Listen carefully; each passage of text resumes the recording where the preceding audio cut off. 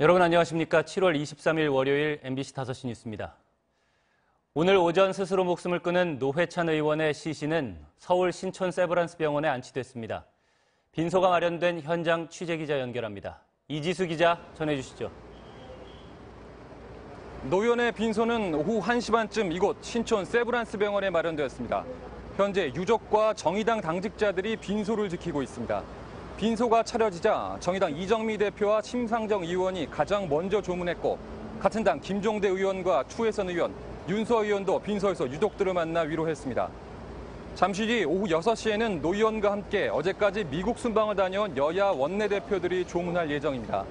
최석 정의당 대변인은 빈소 앞에서 노 의원이 남긴 유서 내용을 일부 공개했습니다. 유서에는 불법 정치 후원금 수수 의혹에 대한 노 의원의 입장이 담겨 있는 것으로 확인됐습니다. 노 의원은 유서에서 지난 2016년 3월 경제적 공진화 모임으로부터 2차례에 걸쳐 4천만 원을 받았지만 어떠한 청탁과 대가는 없었다고 밝혔습니다.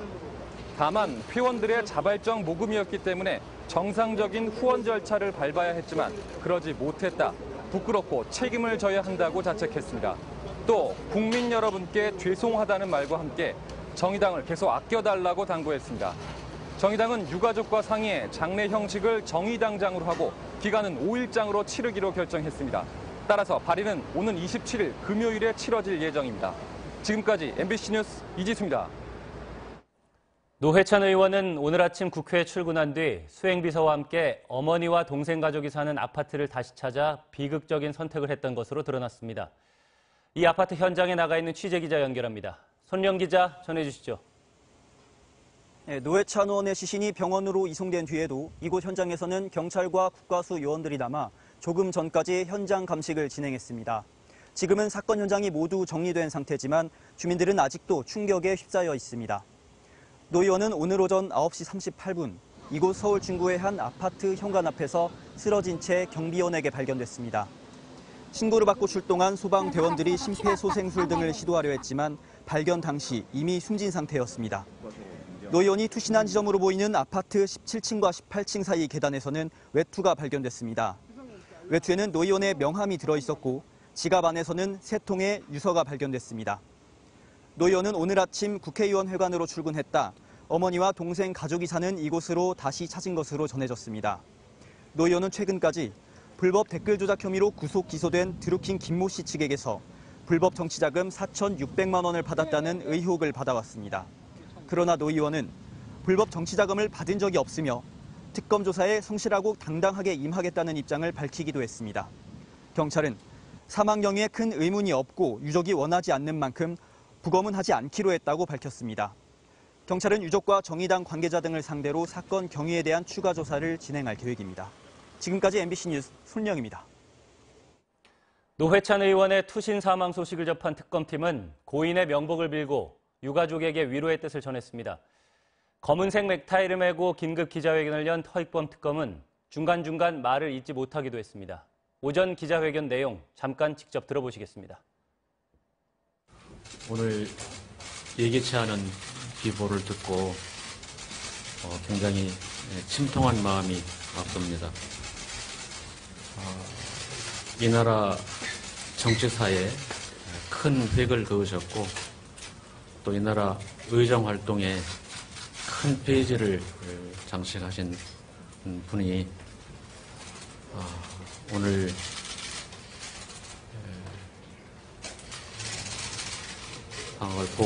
보도를 접하고 굉장히 안타까운 마음을 금할 수가 없습니다.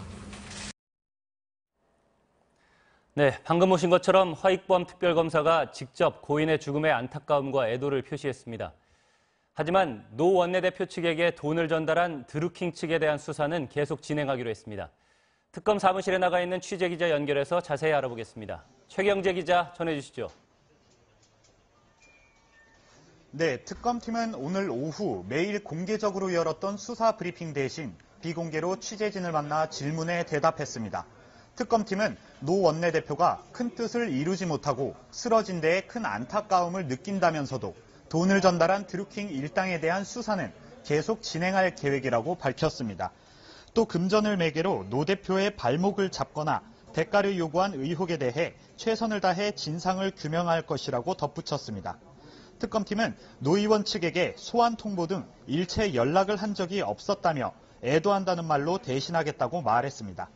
앞서 특검팀은 드루킹 최측근인 도모 변호사에 대해 구속영장을 청구하면서 노 원내대표가 지난 2016년 총선을 앞두고 드루킹 측에게 2차례에 걸쳐 불법 정치자금 5천만 원을 받았다는 의혹에 대해 재수사에 착수했습니다. 지난 2016년 당시 경찰과 검찰은 노 원내대표의 금품 수수 의혹에 대해 수사했지만 돈이 전달됐다는 증거를 찾지 못해 무혐의 처분했습니다. 하지만 최근 특검팀은 드루킹 일당으로부터 노 원내대표 측에게 당시 돈을 전달했다는 취지의 진술을 받아내 전면 재수사에 돌입한 상태였습니다. 지금까지 특검 사무실에서 MBC 뉴스 최경재입니다. 노회찬 의원의 사망 소식에 정의당은 침통함을 감추지 못하고 있습니다. 국회 취재기자 연결하겠습니다. 이동경 기자, 정의당 상황 전해주시죠. 네, 이곳 여의도 정의당 당사는 오후 들어서도 문이 굳게 잠겨 있습니다. 다만 노회찬 의원의 빈소가 마련된 뒤 안에 있는 사람들 하나둘씩 조문을 가기 위해 밖으로 나서는 모습도 볼 수 있는데요. 정의당은 오후 3시 빈소가 차려진 신촌 세브란스 병원에서 긴급회의를 1시간가량 갖고 그 결과를 발표했습니다. 유서 내용 일부를 공개함과 동시에 이 본질적 목적에 부합하지 않은 특검의 노회찬 표적 수사에 유감의 뜻을 표한다는 입장도 밝혀 특검에 강한 불만을 드러냈습니다. 앞서 오전 10시 반쯤 언론사 속보로 노 의원의 사망 소식이 전해진 직후 이정미 당대표와 심상정 의원 등 주요 당직자들은 국회의원회관에서 회의를 열고 수습책을 논의했는데요.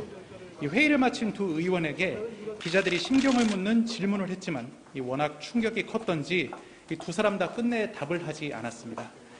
노회찬 의원은 당초 오늘 오전 9시 반에 정의당 상무위원회에 참석할 예정이었지만 불참했습니다. 그러나 서면으로 삼성전자 백혈병 환자 문제와 KTX 승무원 복직에 대한 환영 논평을 내기도 해 당직자들은 이런 일이 벌어질 거라고는 상상조차 하지 못했다며 안타까워했습니다. 지금까지 정의당 당사에서 MBC 뉴스 이동경입니다. 노회찬 의원의 투신 소식에 청와대와 정치권도 침통한 모습입니다.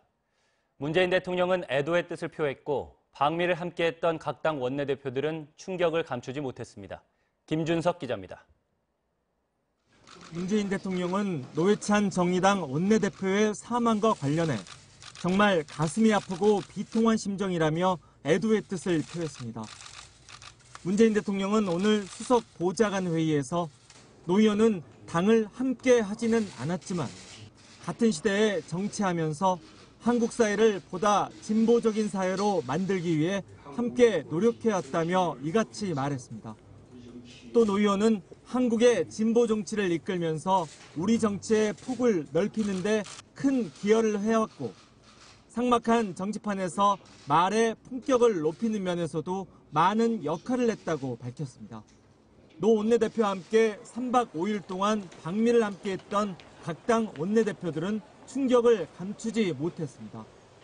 더불어민주당 홍영표 원내대표는 아까운 정치인을 잃게 됐다며 고인의 명복을 빈다고 밝혔습니다.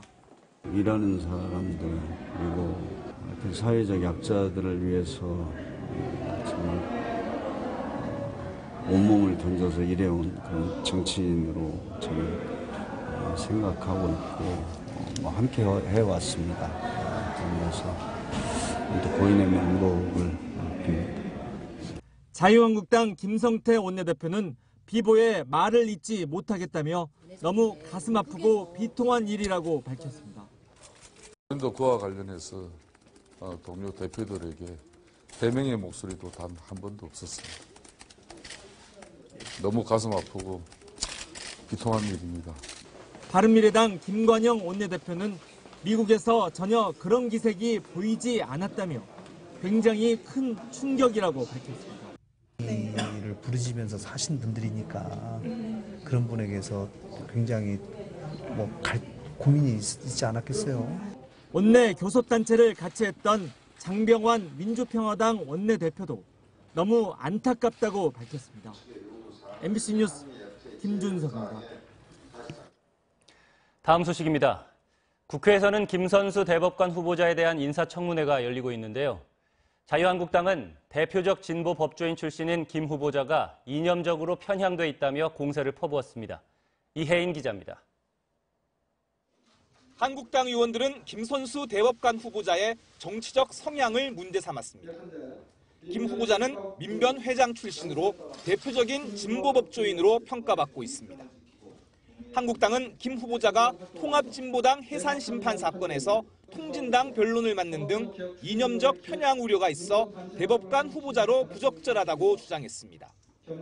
또 노무현 정부 당시 청와대 사법개혁 비서관으로 문재인 대통령과 함께 일한 전력을 거론하며 이른바 코드 인사라고 주장했습니다. 도덕성 문제도 도마 위에 올랐습니다. 지난 2000년 아파트 매매 당시에 다운 계약서 작성 의혹과 아들의 위장 전입 의혹이 제기됐습니다. 김 후보자는 이에 대해 대법관과 민변 회원의 역할은 다른 만큼 대법관 제청 직후 민변을 탈퇴했다며 대법관이 되면 반드시 정치적 중립을 지키겠다고 강조했습니다. 또 다운 계약서는 관련 사실을 시인하고 사과했지만 아들의 위장 전입 의혹은 사실이 아니라고 해명했습니다. MBC 뉴스 이혜인입니다. 전국에 폭염이 계속되면서 온열 질환자 수가 1000명을 넘어섰고 사망자도 10명이나 발생했습니다. 당분간 폭염이 계속될 것으로 보여서 각별한 주의가 필요합니다. 최유찬 기자입니다.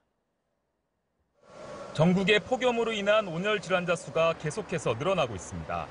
질병관리본부는 지난 5월부터 지난주까지 모두 1043명의 온열 질환자가 발생했으며 이 가운데 10명이 숨졌다고 밝혔습니다.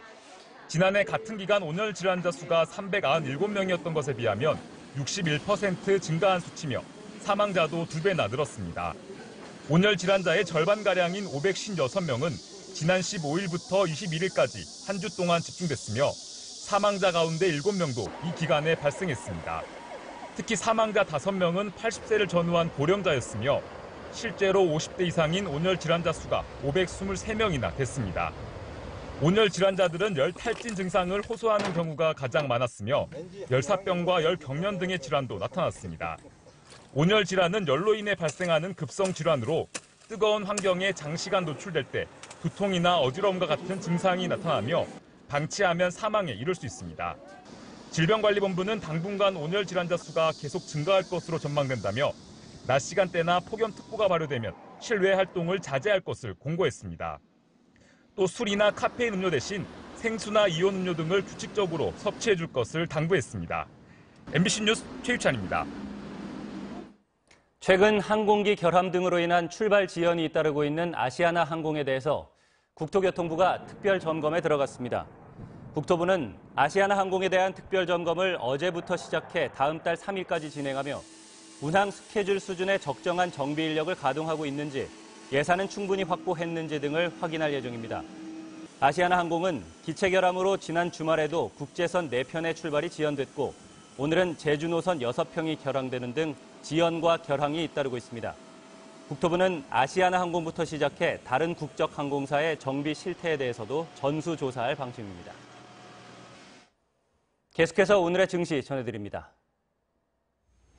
삼성증권입니다. 오늘 코스피는 미중 무역 분쟁 우려에 투자 심리가 위축된 가운데 개인과 외국인의 매도 물량이 쏟아지며 하락했습니다. 오늘 코스피는 지난주보다 19.88포인트 하락한 2269.31포인트를, 코스닥 지수는 34.65포인트 내린 756.96포인트를 기록했습니다. 투자주체별 매매 동향을 살펴보면 개인과 외국인이 동반 순매도를 보였습니다.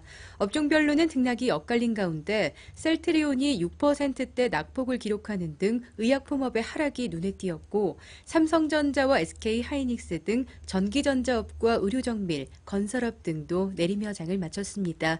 오늘 원달러 환율은 2.3원 내린 1131.4원에 마감했습니다. 지금까지 삼성증권이었습니다. 바깥에선 조금 더 견디기 힘들 정도의 더위가 계속되고 있습니다. 절기상 대서인 오늘도 전국이 펄펄 끓었는데요. 경산 하양읍이 40도에 육박했고요. 경주 38.1도, 서울도 35.7도까지 올랐습니다. 여기에 습도까지 높아 더위 불쾌감도 심했습니다. 내일도 가마솥 더위가 이어지겠습니다. 대구 37도, 광주와 서울도 36도까지 오르겠습니다. 계속되는 폭염에 지치지 않도록 건강관리 잘해주셔야겠습니다. 15태풍 안필은 24시간 이내에 열대저압으로 약화될 것으로 보이는데요. 내일까지 남해안과 서해안에서 너울성 파도가 밀려올 수 있기 때문에 해수욕장에 계신 분들은 주의하셔야겠습니다.